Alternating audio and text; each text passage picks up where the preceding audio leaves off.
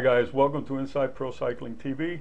Today we have something really interesting, and it's an interview that I've been wanting to do for some time because it's related to a topic that I think is very important.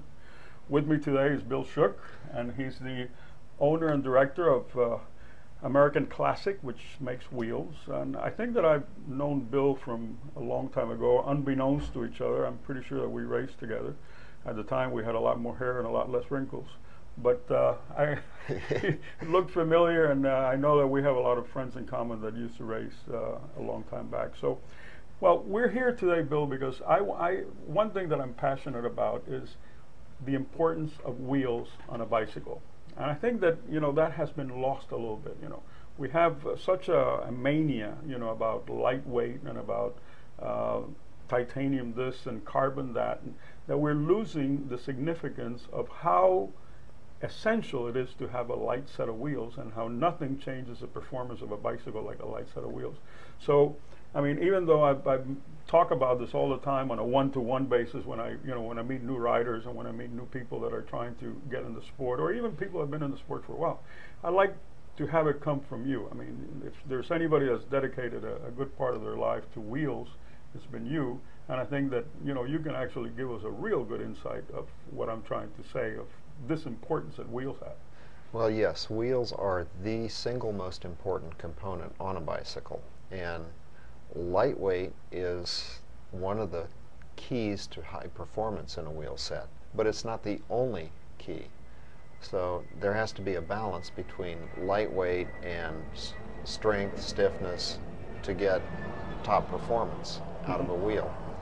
And of course, that's what we try to do here at American Classic. And I've pretty much dedicated the direction of this company to doing wheels because I do feel it is the single most important component on a bike. In other words, you cannot get a new pair of handlebars, or you cannot get a new seat post, or you cannot get a new frame that will give you such a noticeable change in performance as a new set of wheels could. Is that correct? As a high performance set of wheels. As a high performance. I mean, not just new, but a high performance one. Yeah, you can get new wheels that are not necessarily high performance. Right. And yes, that's true. The weight of the wheels actually counts double the weight of anything. Counts double? Almost double. Wow. If you start to look at the energy equations, the rotating mass is counted twice in the energy equations. And that means the weight of the wheels is incredibly important. Most of the weight of the wheels is out at the rim, and that's the part that's rotating the fastest and has the most inertia. And well, we were talking earlier, because we've been talking here for a while, and we were talking earlier how when we used to race a lot, you had your pair of racing wheels and you had your training wheels. And when you put on those racing wheels, I mean, I remember you felt like, 3-4 miles an hour faster. And you were. And you were. And you were. And you were. But the reason we did that is because they were so delicate you couldn't train on them all the time. You had to protect them and only use them for the race because they didn't last that long. They were delicate, and you could easily damage them, and they were very expensive. Right. And so we'd keep them protected just for the race. But man, did they make a difference? Oh, you'd put them on just for that race, and you'd go to warm up, and you felt so different. Yeah, at first, like you were saying, you felt a little weird because they were so light, so you felt a little squeamish or something. Yeah, you felt a little squirrely because they don't have the inertia that a gyroscopic effect to keep the bike slowed down. You could turn the handlebars very quickly because the gyroscopic effect was very reduced because the weight was very reduced.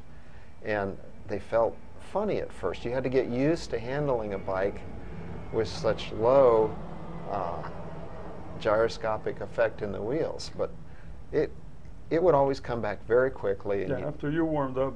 Oh yeah, you were ready to go. You were ready to go, and boy, they felt good.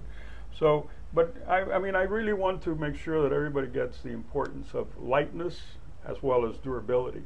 because if you're going to spend a bunch of money on anything on your bike, I really, really think that you should not overlook getting a really good set of wheels. And it's not just lightness. There has to be a balance between lightness and stiffness. And you know, this is something that every wheel company is going through. They have to make these decisions, one against the other. You can make a wheel too light to the point where it's not durable enough, it's not stiff enough, and you're soaking up so much energy trying to make it go that even though it's real light and on paper it looks really good, it's not a high performance wheel. Or you can make it too heavy in order to make it stiff enough, and again, it's not a high performance wheel. So there's this delicate balance, and every wheel company is fighting that balance.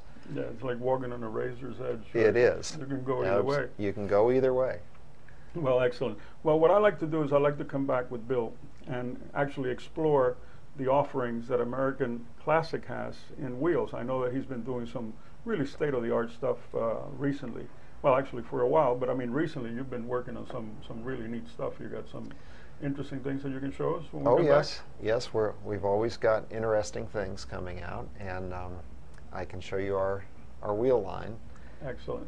And we can go through the pros and cons of different designs. You know, there's different designs for different purposes. Okay. There's not a one design fits all. Excellent.